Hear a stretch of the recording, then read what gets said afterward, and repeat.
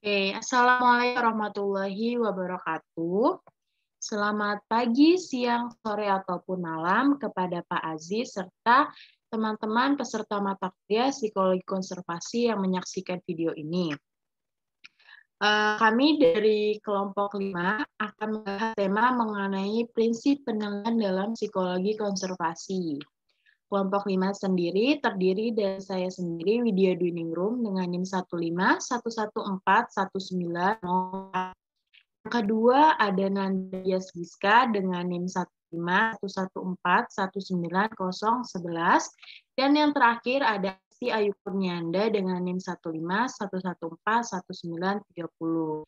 Oke, untuk mempersingkat waktu, langsung saja kita beralih ke pembahasan mengenai prinsip penelitian dalam psikologi konservasi. Oke, sedikit flashback mengenai apa sih sebenarnya yang dimaksud dengan psikologi konservasi.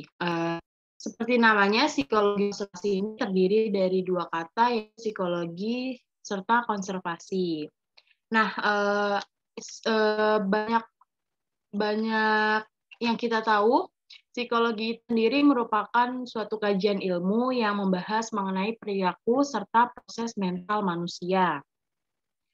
Nah, terkait dengan hal tersebut, ilmu psikologi ini juga turut berpotensi dalam mengkaji mengenai permasalahan lingkungan. Ditambah pula, psikologi sebagai salah satu disiplin ilmu yang memiliki keunikan, yaitu tidak terkait dengan satu prinsip ataupun keyakinan tunggal, seperti yang dijelaskan oleh Chetskov dan Werner pada tahun 1994, yaitu psikologi dapat memberikan pendekatan untuk memahami aspek kognitif, sikap, motif, keyakinan, dan nilai mengenai jenis perilaku terkait dengan isu-isu yang berkaitan dengan konservasi.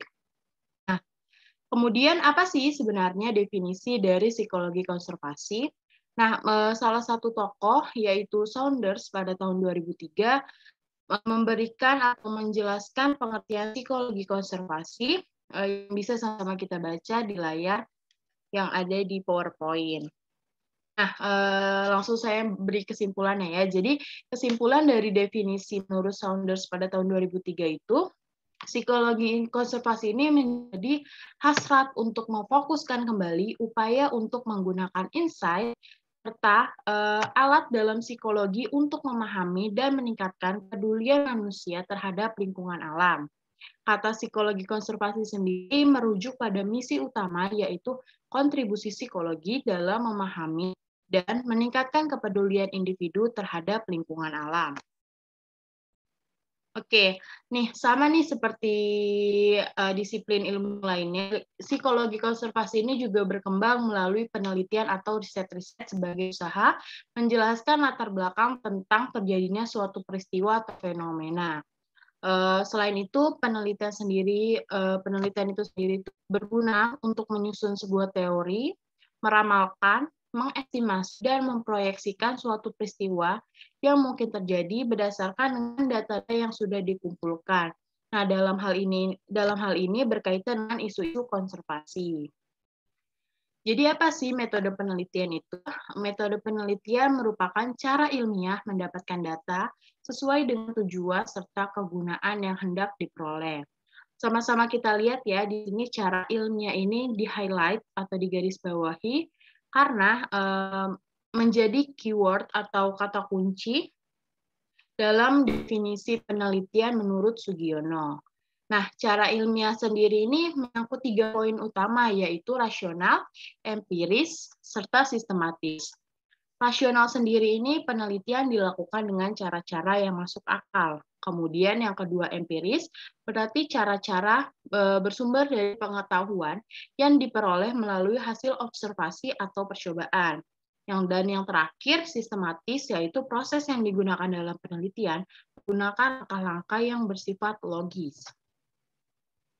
Oke, kemudian dalam penelitian psikologi konservasi ini ada 3 dimensi utama, yaitu teoretikal, applied, dan evaluatif. Teoretikal ini sendiri secara umum itu Berarti mengembangkan model konseptual, kemudian untuk applied ini untuk mengidentifikasi strategi yang efektif, dan yang evaluatif ini untuk mengukur sebuah keberhasilan. Nah, untuk penjelasan masing-masing dimensi akan dijelaskan oleh Nanda Dias. Pada Nanda Dias, dipersilakan. Ya, baik. Terima kasih kepada Budia. Dimensi yang pertama adalah teoritikal. Nah, ilmu psikologi konservasi sendiri berorientasi terhadap kelestarian lingkungan yang meliputi kepedulian seperti konservasi sumber daya, konservasi ekosistem, dan masalah kualitas hidup bagi manusia dan spesies lainnya. Nah, dalam penelitian psikologi konservasi tidak hanya berisi tentang hal-hal konseptual, melainkan berisi juga tentang hal-hal yang berbau seperti penerapan. Slide selanjutnya.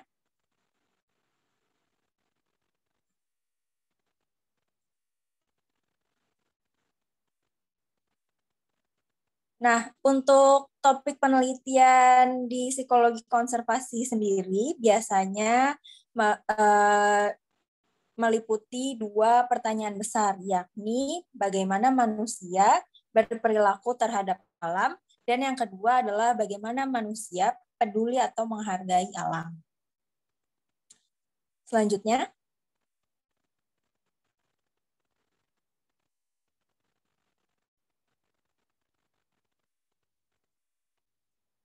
Oke, selanjutnya ada ciri penelitian.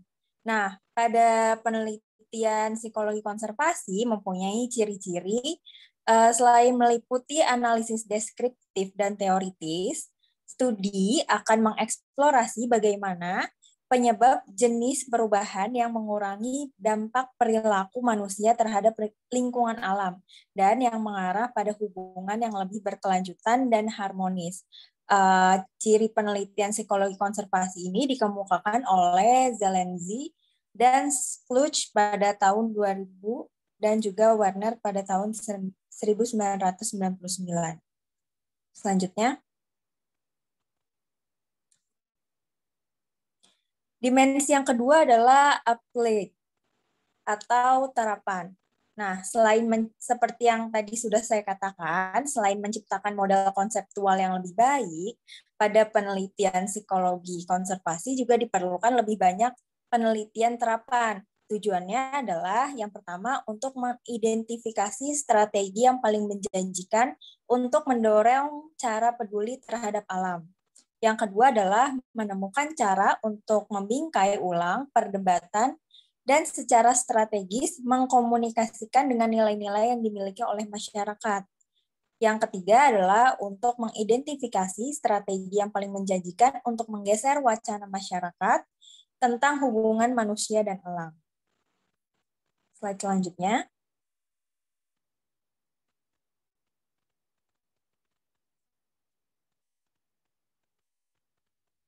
Dimensi yang ketiga adalah dimensi evaluatif. Nah, evaluatif atau hasil terkait penelitian pada psikologi konservasi ini mempunyai dua tingkat, yaitu adalah tingkat individu dan tingkat kelompok. Tingkat individu sendiri penelitian terkait dengan perubahan perilaku yang mendorong seseorang untuk terikat dengan unsur-unsur di alam, seperti hewan, tumbuhan, spesies, tempat, atau ekosistem tertentu. Sedangkan pada tingkat kelompok, penelitian lebih terkait dengan membangun bahasa manusia dan alam yang lebih kaya dan memungkinkan untuk mengarah pada perubahan norma sosial di masyarakat yang berkaitan dengan alam. Slide selanjutnya.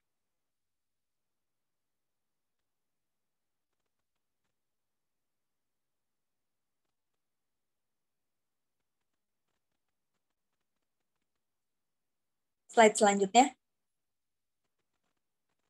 Nah, di sini keberhasilan akhir dari penelitian psikologi konservasi sendiri didasarkan pada apakah penelitian tersebut menghasilkan program dan aplikasi yang membuat perbedaan sehubungan dengan kelestarian lingkungan. Nah, sebagai peneliti dalam bidang psikologi konservasi, kita harus mampu mengukur efektivitas program dalam hal dampaknya terhadap pembentukan perilaku atau perubahan perilaku dengan menggunakan alat yang dikembangkan oleh psikolog konservasi. Nah, untuk slide selanjutnya akan dijabarkan oleh rekan saya. Terima kasih. Baik, untuk selanjutnya adalah metode penelitian psikologi konservasi. Jadi menurut Faith dan Arkelin pada tahun 1995 mengemukakan bahwa metode penelitian psikologi konservasi terdapat 3 jenis, yaitu yang pertama eksperimen laboratorium, yang kedua studi korelasi, dan ketiga eksperimen lapangan. Slide selanjutnya. Oke, yang pertama adalah eksperimen laboratorium. Menurut Faith dan Arkelin, jika seorang peneliti memiliki perhatian terutama yang berkaitan dengan tingginya validitas internal, maka eksperimen laboratorium adalah pilihan yang biasanya diambil. Dalam metode ini memberi kebebasan kepada kita sebagai eksperimenter untuk memanipulasi secara sistematis variabel yang diasumsikan menjadi penyebab dengan cara mengontrol kondisi-kondisi secara cermat yang bertujuan untuk mengurangi variabel-variabel yang mengganggu. Selain itu, yang tidak kalah pentingnya, metode eksperimen laboratorium ini juga mengukur pengaruh manipulasi-manipulasi tersebut. Dengan cara ini, maka hasil pengumpulan data adalah benar-benar variabel yang telah dimanipulasikan oleh kita sebagai eksperimenter. Metode ini pada umumnya juga melibatkan pemilihan subjek secara random dalam kondisi eksperimen. Maksudnya adalah bahwa setiap subjek memiliki kesempatan yang sama dalam setiap kondisi eksperimen. Bahkan dengan cara ini dijamin bahwa subjek dalam penelitian suatu kondisi tertentu memiliki peluang yang sama dengan subjek yang sama pada setiap kondisi eksperimen. Dengan cara ini, variasi-variasi individu pada subjek penelitian dapat dijadikan alasan adanya perbedaan dalam hasil penelitian, serta adanya kepercayaan yang lebih besar untuk menyimpulkan bahwa hasil penelitian adalah manipulasi-manipulasi dari variabel bebas. Slide selanjutnya. Yang kedua adalah studi korelasi. Masih menurut Faith dan Arkelin, jika kita seorang peneliti ingin memastikan tingkat validitas eksternal yang tinggi, maka kita dapat menggunakan variasi-variasi dari metode korelasi. Studi-studi yang menggunakan metode korelasi ini dirancang untuk menyediakan informasi mengenai hubungan-hubungan di antara hal-hal atau peristiwa-peristiwa yang terjadi di alam nyata yang tidak dibebani oleh pengaruh pengumpulan data. Dalam studi korelasi, pada umumnya kita melaporkan hal-hal yang melibatkan pengamatan alami dan teknik penelitian survei. Slide selanjutnya. Dan yang ketiga adalah eksperimen lapangan. Menurut Faith dan Arkelin juga, jika kita menjadi seorang peneliti, menyeimbangkan antara validitas internal yang dapat dicapai melalui eksperimen laboratorium dengan validitas eksternal yang dapat dicapai melalui studi korelasi, maka kita boleh menggunakan metode campuran yang dikenal dengan istilah eksperimen lapangan.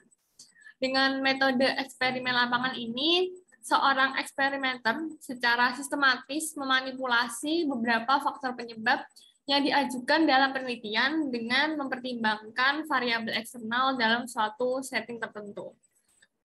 Hal-hal yang dapat dikendalikan memang akan hilang, tetapi pada saat yang sama banyak hal yang berpengaruh dalam metode korelasi ditemukan. Oleh karena itu, para peneliti mengembangkan kontrol terhadap variabel, menjaga validitas eksternal pada tingkat tertentu, dan mencoba menemukan percobaan yang lebih realistis dengan tujuan mendukung suatu penelitian yang lebih baik. Selanjutnya, saya kembalikan kepada Widya.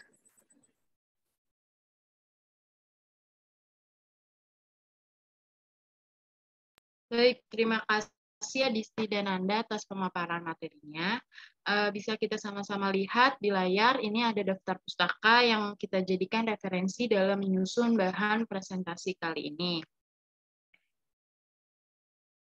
Oke, mungkin cukup sekian presentasi dari kelompok 5 dengan tema prinsip penelitian dalam psikologi konservasi. Kurang lebihnya mohon dimaafkan. Wassalamualaikum warahmatullahi wabarakatuh.